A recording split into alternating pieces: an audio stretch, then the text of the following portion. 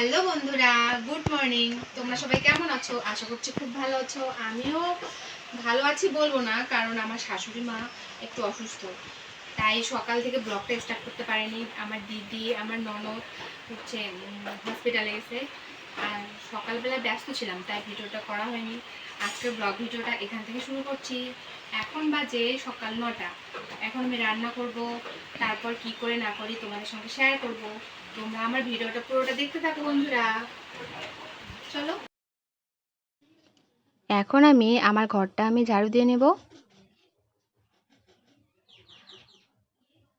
এই ব্লগ ভিডিওটা বেশ কিছুদিন আগের বন্ধুরা, কিন্তু ব্যস্ততার জন্য আমি দিতে পারছিলাম না। জানোই তো আমার শাশুড়ি মা অসুস্থ, তার জন্য আমি ভিডিওগুলো দিতে পারছি না ঠিকমতো। প্লিজ তোমরা মানিয়ে নিও।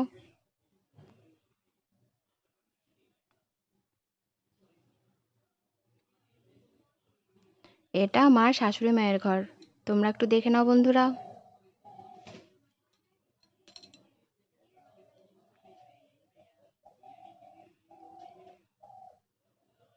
বাড়িতে এসেছে অনেকগুলো গেস্ট।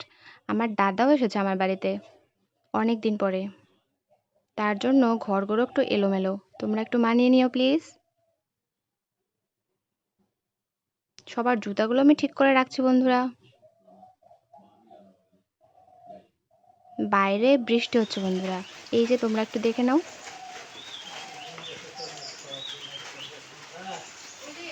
তারপর আমি চলে এসেছি রান্নাঘরে। বৃষ্টি দেখে আমি একটুখানি সবার জন্য মটন কষা রান্না করব।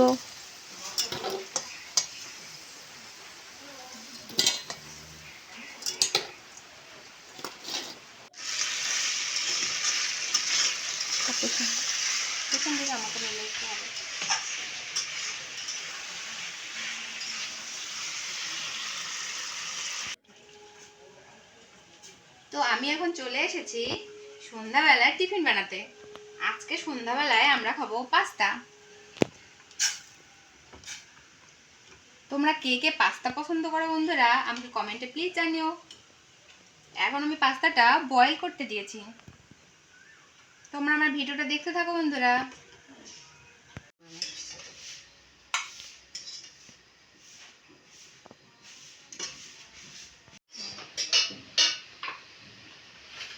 এই যে বন্ধুরা, আমার রেডি হয়ে গেছে পাস্তা। এখন সবাইকে সার্ভ করবো আমি। আজকের ভিডিওটা এখানেই শেষ করছি বন্ধুরা, আবার দেখা হচ্ছে নতুন কোনো ব্লগে।